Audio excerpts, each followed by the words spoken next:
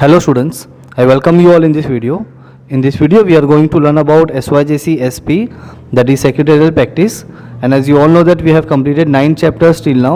So right from first chapter to 9th chapter we have already completed, and after that we have started with the chapter number 10, that is dividend and interest. Alright, so now we all know that dividend का मतलब क्या होता है, interest का मतलब क्या होता है. अगर आपको नहीं पता होगा सो प्लीज़ वॉच इस चैप्टर का पार्ट 1 जो मैंने डिस्कस किया था आपके साथ में. इन पार्ट 1 हम लोगों ने introduction, meaning and definition discuss किया है. सारे वीडियोस आपको चैप्टर नंबर 1 से लेकर 10 तक के सारे वीडियोस आपको मिलेंगे चैनल के प्लेलिस्ट में. ऑलराइट, चलो अभी हम लोग स्टार्ट करते हैं आज की वीडियो में फीचर्स ऑफ डिविडेंड. अच्छा, अभी आपको जो सामने दिख रहा है 14 पॉइंटर्स, तो ये मैंने आपके लिए बनाया, आपको ये बुक में नहीं मिलेगा.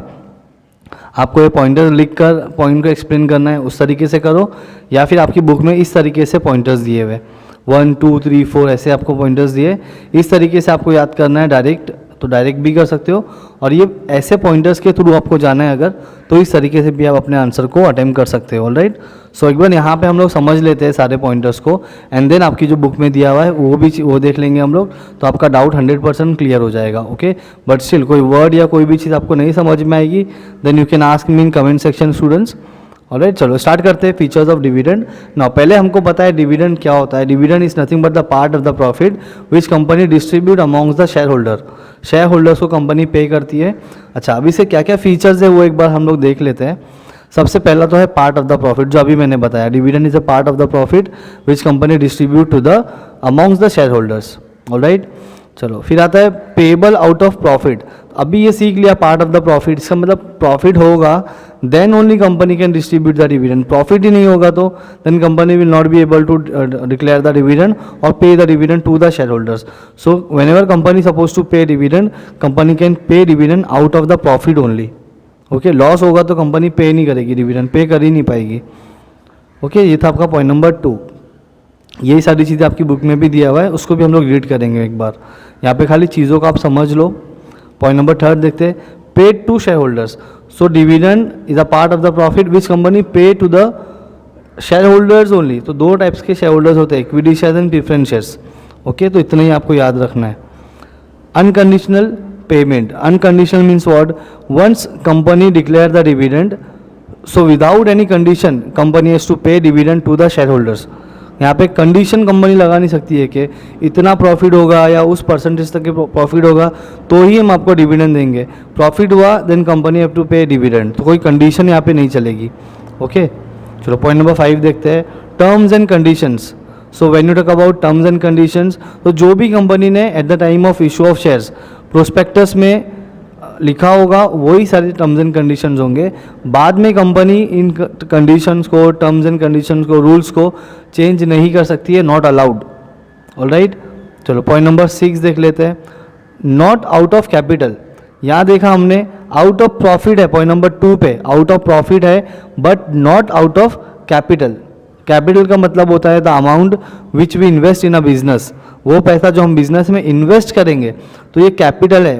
कैपिटल हम बिजनेस में इन्वेस्ट करते हैं, ये प्रॉफिट नहीं है. और जो डिविडेंड होता है वो प्रॉफिट होता है, उसमें से कंपनी पे कर सकती है बट कैपिटल में से नॉट अलाउड. तो यहाँ पे आपको याद रखना है, company can not pay dividend out of capital. Company can pay dividend out of profit but not out of capital. Okay, so not allowed. चलो पॉइंट नंबर 7 देखते हैं. So whenever company is suppose to declare the dividend, so ये यहाँ पे recommendation कौन देगा? Recommended by board of directors only. तो recommend करेंगे, बोलेंगे that we are going to pay dividend.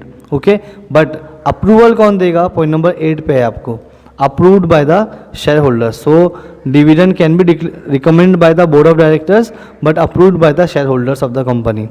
Alright, चलो पॉइंट नंबर 9 देखते हैं, डेप्ट to the company once declare. मतलब एक बार कंपनी ने ये बोल दिया, कंपनी के बोर्ड ऑफ डायरेक्टर्स ने ऐसे बोल दिया that we are going to declare dividend. एक बार डिक्लेयर किया, that means by hook or by crook company has to pay dividend to the share holders. मतलब किसी भी कंडीशन में एक बार डिक्लेयर कर दिया तो कंपनी को पे करना ही पड़ेगा. कंपनी डिक्लेयर करने के बाद में ऐसे नहीं बोल सकती है that we will not pay dividend now, not allowed. Okay, तो एक बार कंपनी ने इसको बोल दिया, डिक्लेयर कर दिया, तो कंपनी के ऊपर डेब्ट बन गया. डेब्ट मतलब कर्जा बन गया, अब कंपनी को पे करना ही पड़ेगा. Okay, तो point number 9 finish. Now let's talk about point number 10, that is includes interim dividend. Interim dividend का मतलब होता है if a company is going to pay dividend in the middle of the year, कभी साल ख़त्म भी नहीं हुआ है, कंपनी का फाइनेंशियल स्टेटमेंट जो है वो प्रिपेयर भी नहीं हुआ है, उसके पहले ही if a company is going to declare the dividend और गिव द डिविडेंड, उस डिविडेंड को बोलते हैं हम लोग इंट्रीम डिविडेंड. साल के बीच में if a company going to pay dividend, उसको हम बोलते हैं इंट्रीम डिविडेंड. तो इंट्रीम डिविडेंड भी अगर कंपनी पे कर रही है तो वो भी प्रॉफिट में से ही होगा, तो इसके लिए हम लोग बोलेंगे it includes interim dividend. Dividend includes interim dividend also. Okay, now point number 11, that is in cash. That means whenever company is going to pay dividend to the shareholders, so that payment should be in cash, not in kind. Kind मतलब क्या, कोई चीज़ दे के ऐसे नहीं बोल सकती company कि ये आपका डिविडेंड हो गया, नॉट अलाउड. तो काइंड में नहीं हो सकता है, बट कैश में होगा. ओके, तो ये याद रखना है आपको. पॉइंट नंबर 12 वही है आपका, नॉट इन काइंड. ओके, चलो पॉइंट नंबर 13 देखते हैं. On paid value of shares. On paid value of shares means what? Suppose आपने किसी कंपनी का शेयर परचेज़ किया है, आपने टोटल जो शेयर परचेज़ किया है वो 10 शेयर परचेज़ किया है, लेकिन आपने अभी तक के पूरा अमाउंट पे नहीं किया है, आपने पार्टली पेमेंट ही किया है. ओके, मतलब आपने एक शेयर के बस ही 6 रुपया ही पे किया है, तो आपको डिविडेंड भी जब मिलेगा तो पूरा डिविडेंड नहीं मिलेगा आपको. ओके, जब फुल्ली पेड अप करोगे, आप पूरा पैसा कंपनी को पे कर दोगे, तो आपको पूरा डिविडेंड मिलेगा. ओके, या फिर कभी कभी यहाँ पे कंपनी की कोई अलग अलग कंडीशंस भी होती है. ओके, तो वहाँ पे नहीं जाना है हमको फिलहाल. चलो पॉइंट नंबर 14 देखते हैं. Can not paid in advance. So suppose किसी शेयर होल्डर्स को पैसों की ज़रूरत पड़ गई, तो कंपनी को कॉल करके बोलेगा I need money, I please pay dividend to me, तो ऐसे नहीं पे कर सकती है, नॉट अलाउड. ओके, तो can not paid in advance. पहले ही कंपनी पे नहीं कर सकती है जब तक कि कंपनी डिक्लेयर नहीं करती है डिविडेंड को. ऑल राइट, तो ये था आपके टोटल 14 पॉइंट्स. अभी इसी चीज़ को हम लोग यहाँ पे देखने वाले, तो आपको 100% पूरा क्लियर हो जाएगा. ओके, चलो स्टार्ट करते हैं. Point number 1, features of dividend. It is the portion of the profit. ये क्या होता है?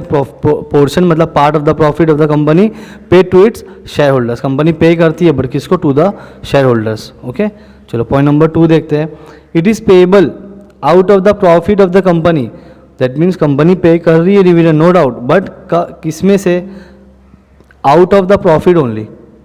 जो भी कंपनी को प्रॉफिट होगा उस प्रॉफिट में से company will pay dividend. All right, so ये था point number 2. Let's talk about point number 3. Dividend is an unconditional payment made by the company. मतलब कोई कंडीशन नहीं लगा सकती है कंपनी, बिना किसी भी कंडीशन के कंपनी को डिविडेंड पे करना होगा. ओके, चलो point number 4. Company can pay dividend only to share holders. Equity shares होगा उसको भी पे कर सकती है और प्रेफरेंस शेयर्स को भी पे कर सकती है. अगर कंपनी पे कर रही है मनी टू द डिबेंचर्स, तो उसको हम लोग डिविडेंड नहीं बोलते हैं, उसको हम इंटरेस्ट बोलते हैं. ओके, तो ये सारी चीज़ें आपको ऑलरेडी पता होगी, आई होप. आगे बढ़ते हैं. Point number 5. If the company has issued equity shares with differential rights. हमने पढ़ा था 2 अलग अलग राइट्स होते हैं इक्विटी शेयर्स के लिए भी.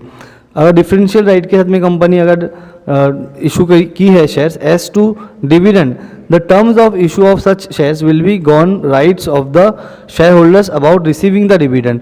सो same condition, same rules and regulations के साथ में ही कंपनी डिविडेंड भी पे करेगी.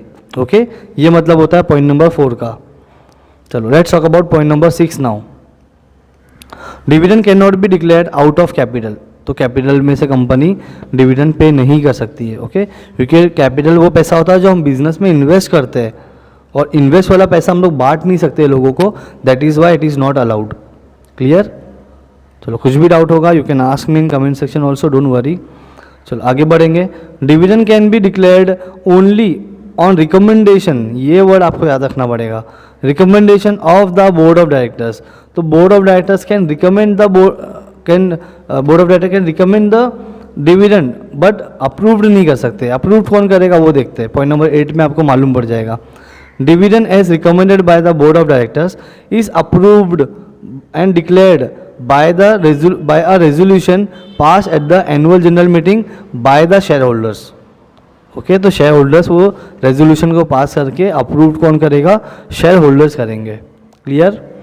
तो रिकमेंडेशन जाएगा बोर्ड ऑफ डायरेक्टर्स, अप्रूव्ड जाएगा शेयर होल्डर्स के साथ में. क्लियर? पॉइंट नंबर 9 देखते हैं. Dividend for any previous year can not be declared once that year's annual account has been approved in the AGM। अगर आपका एनुअल अकाउंट जो है वो अप्रूव्ड हो गया है तो उसके बाद में जो साल आएगा, अब उसमें उस अकाउंट के बेस पे आप डिविडेंड डिक्लेयर नहीं कर सकते हो, नॉट अलाउड। ओके, चलो ये था पॉइंट नंबर 9 आपका, वेरी सिंपल। आगे बढ़ेंगे, कुछ भी डाउट होगा you can ask me students, again I am telling you. चलो let's talk about point number 10। Dividend once approved and declared by the share holders creates a डेप्ट। एक बार अप्रूव्ड हो गया, डिक्लेयर हो गया, so it will become the डेप्ट। डेप्ट का मतलब होता है कर्जा। ओके, कंपनी को कुछ भी करके पे करना ही पड़ेगा। It can not B revoked, मतलब वो डिसीजन को वापस कंपनी कैंसिल या फिर वापस ले नहीं सकती है उस डिसीजन को। Very simple. चलो पॉइंट नंबर 11 देखते हैं नाउ।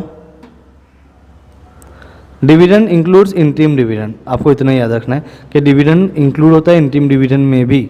ओके, चलो पॉइंट नंबर 12।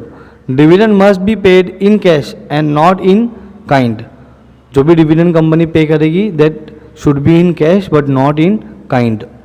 क्लियर? चलो let's talk about point number 13 now. Dividend is to be paid on paid up value of shares. तो जितना पे किया होगा आप लोगों ने शेयर्स के ऊपर उतना ही डिविडेंड मिलेगा आपको। फुल्ली अमाउंट पे किया होगा, फुल्ली डिविडेंड मिलेगा। पार्टली अमाउंट पे किया होगा, पार्टली डिविडेंड मिलेगा। Is it clear? ओके, चलो वेरी सिंपल, और कुछ इसमें ऐसे कॉम्प्लिकेशन है ही नहीं कुछ भी। Let's talk about point number 14 now. Dividend can not be paid on calls paid in advance. So जो कॉल जाएगा इन एडवांस, मतलब अगर किसी को पैसों की ज़रूरत है तो वो आप उनको एडवांस में पैसा पे नहीं कर सकते एज अ कंपनी। ऑलराइट, बस ये इतना ही इसका सिंपल सा मीनिंग है। टोटल आपके 14 पॉइंटर्स है। यहाँ पे मैंने इसके लिए आपको ये बना दिया है सो दैट आपको ये याद हो जाए। आप इसको लिख के एक बार प्रैक्टिस करोगे तो ऑटोमेटिकली आपको समझ में आ जाएगा। अगर आप इसको पॉइंटर्स हेड पॉइंट बना के भी अगर इसको आप लिखते हो तो भी आपका आंसर 100% राइट होगा, गलत नहीं होगा। क्लियर? ऑल राइट, सो ये बहुत सिंपल सा एक टॉपिक था आपका। So I hope you understood this discussion. Any doubt or anything you can ask me in comment section students. So till then, thank you very much all, take care.